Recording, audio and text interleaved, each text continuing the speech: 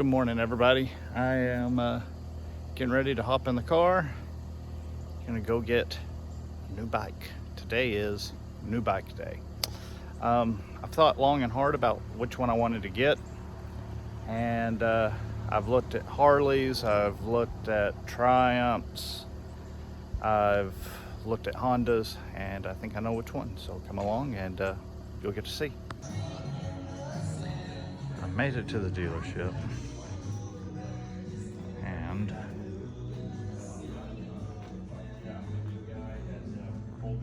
that's what I'm looking at right there. Isn't it something else?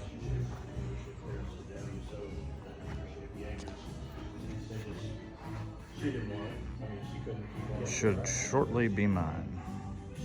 Alright, so here we are, taking delivery of my Continental GT. Brand new. She is absolutely beautiful. I am going to trim the fender off. That makes it look a lot better. You shorten that fender, it really cleans up the look of the rear end. Super happy with it so far. So yeah, new bike day. I'm excited. I think it's a beautiful bike, absolutely beautiful, and the sound that you get from that parallel twin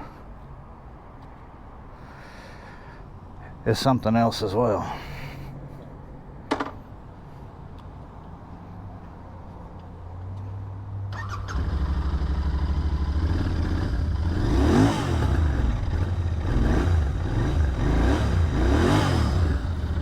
Yeah, we got 6.4 miles on the clock.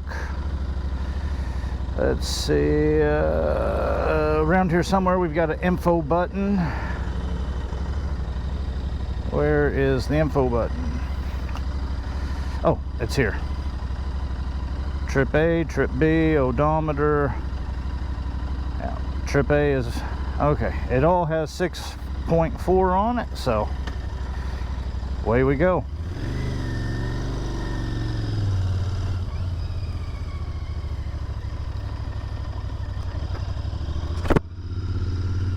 So first thoughts. I rode it across the parking lot. That was all I was allowed to do.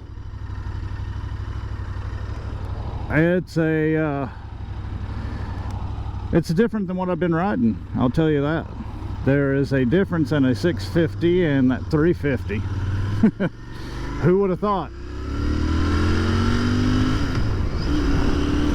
The gearbox feels the same.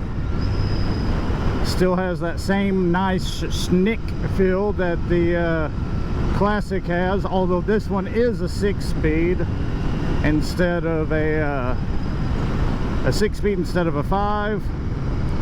I'm in third, 3,500 RPMs at 40 miles an hour. Like I said, it is a 6-speed. This thing just feels cool. You cannot help but to feel cool on a bike like this. Wow. I have a long ride ahead of me. This dealership is 150 miles from the house. So that's a heck of a break-in first ride, 150 miles. I hope I still like the bike at the end of it.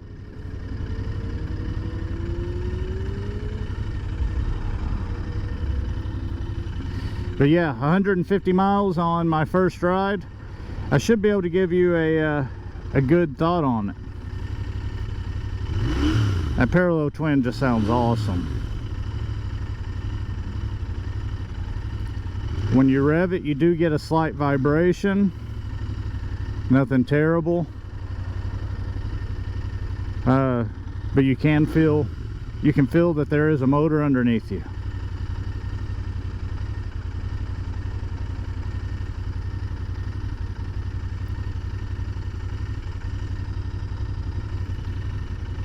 Really loving the red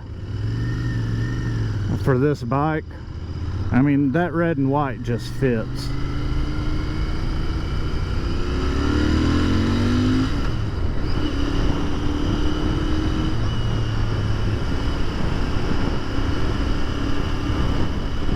So I came up to J. Hatfield's in Joplin, Missouri. That's where I bought this one.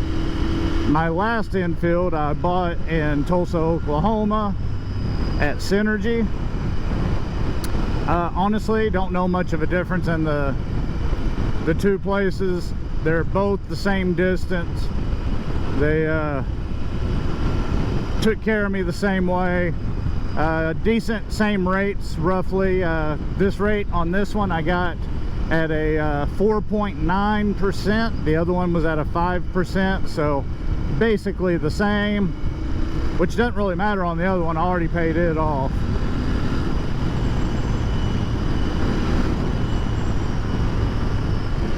Brand new tires, so I gotta kind of scuff them up a little bit before I try to do anything crazy, because, you know, 7.8 miles on a bike.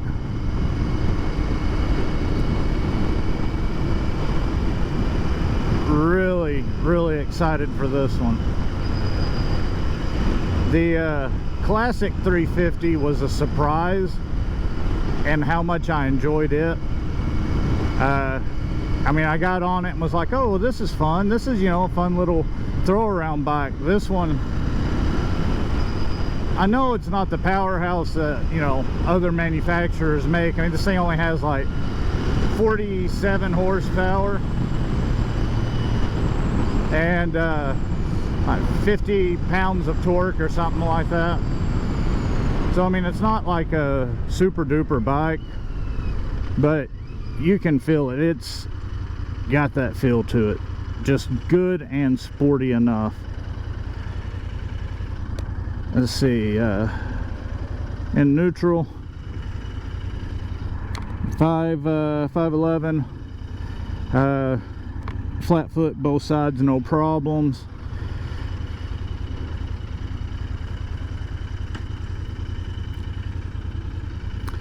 Leaning it over onto one side, standing with one leg is comfortable. The bike is balanced pretty good. Really like these bars. Put you in a sporty position without being overly, you know, forward with these drop bars. Emblem there looks good. The RE emblem. Gauges look good. It's a nice looking bike, man. The red with the white stripes looks great. I really do like that.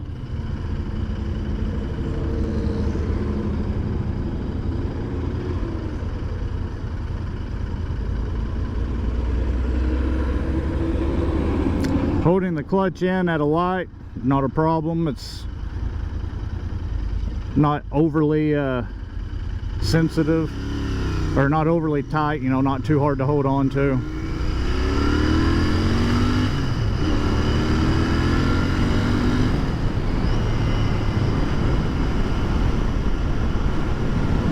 $50 miles per hour came quick. I will have to watch myself on this, or I will get a speeding ticket. Mirrors are good. I do plan on going to bar end mirrors just for the look, but these mirrors are actually really freaking good. I can see just a barely little bit of my, not even my shoulder, but like my shirt flapping in the breeze around my bicep area. That's all I see. Mirrors look good. Damn, this is a good looking bike.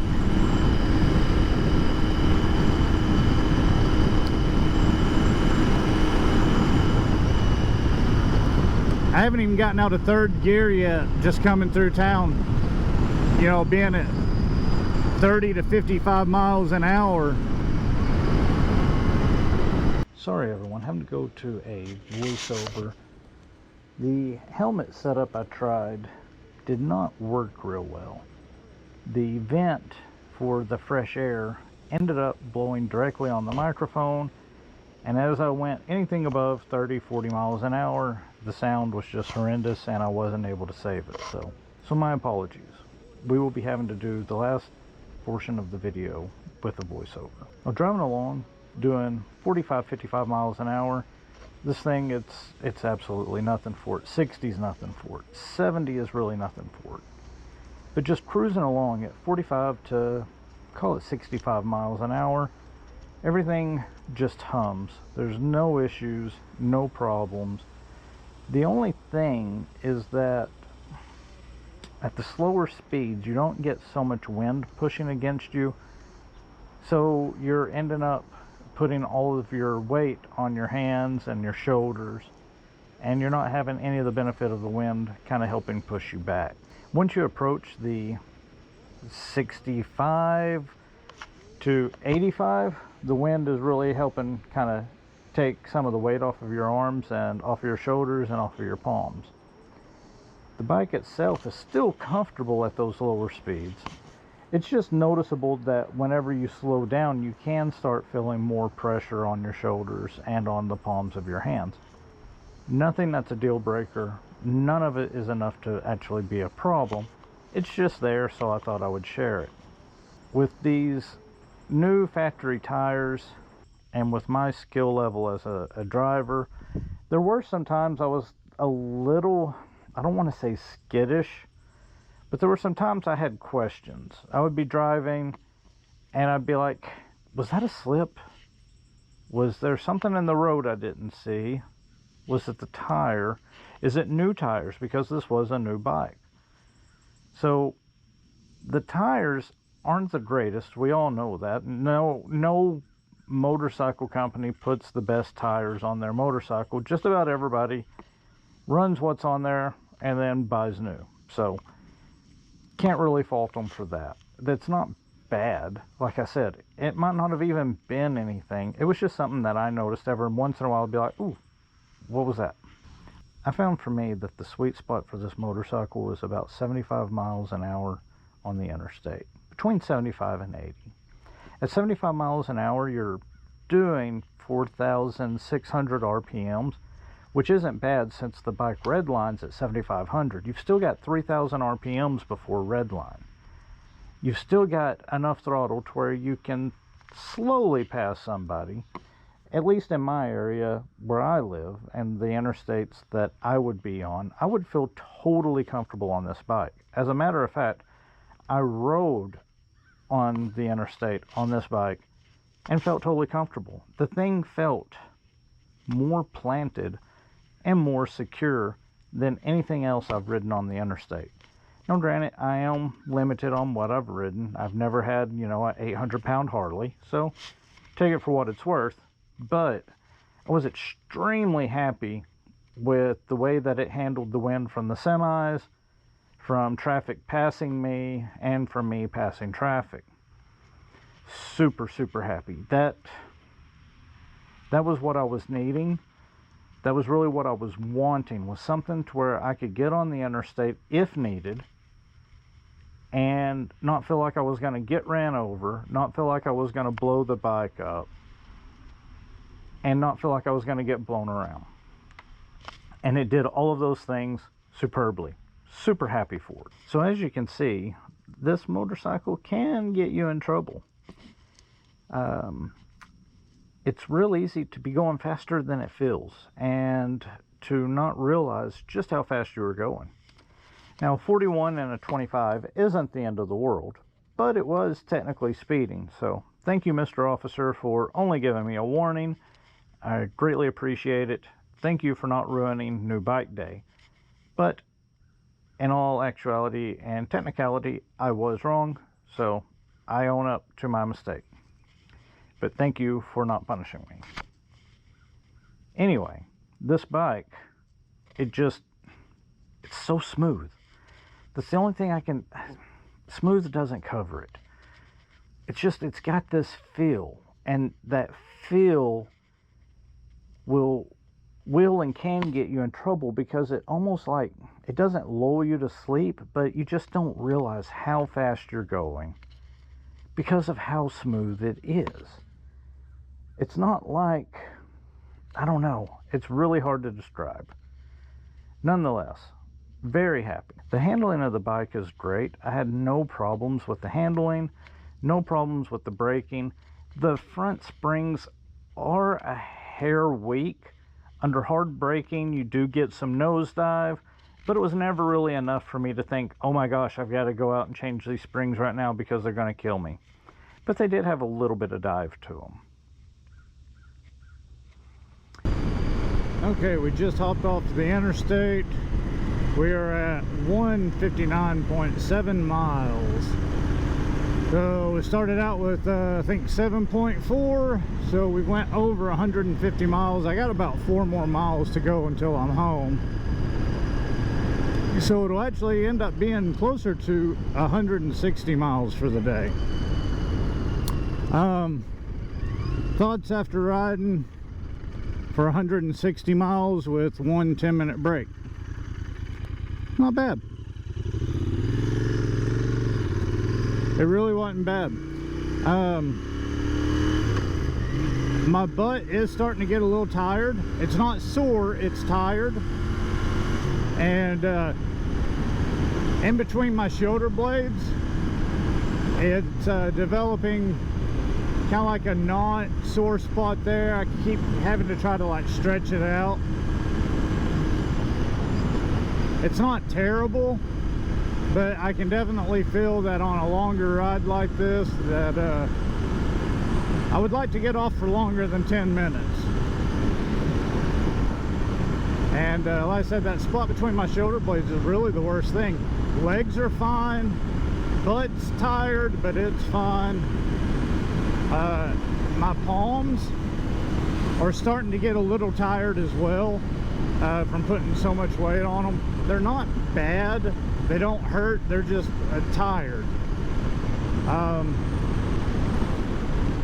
150 miles plus on the Continental GT and 1 day on brand new bike day. New bike day is awesome. And first thoughts, man, it's awesome bike. You know, a lot of people do their initial thoughts after test riding it for 20 minutes or, you know, a 30-mile ride. I've got you 150 miles on day one, almost in one sitting. I did stop to get fuel and eat some McDonald's, so that was only about 10 minutes.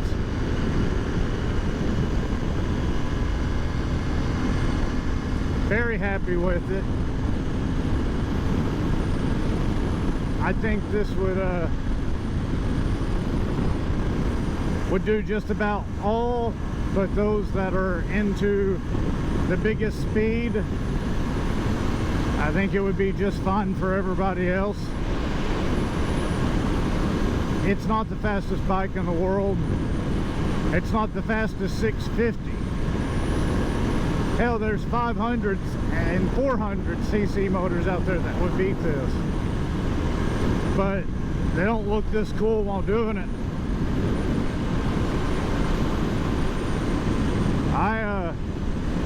I'm freaking happy with it. I love the bike. I think it's absolutely beautiful. The performance on the interstate is exactly what I was after.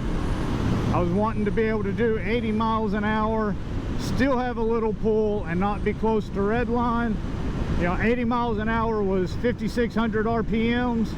If you just dropped to 70, that was like 4,600 RPMs, I think. I don't remember off the top of my head, but I have it in the video. You can go back and watch. But yeah, very happy.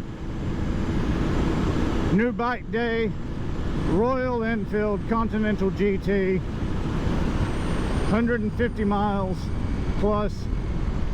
If you can afford it, I say get it. Always subject to change with more use, with more time, but day one, 150 miles, freaking love it. Thank you guys for watching.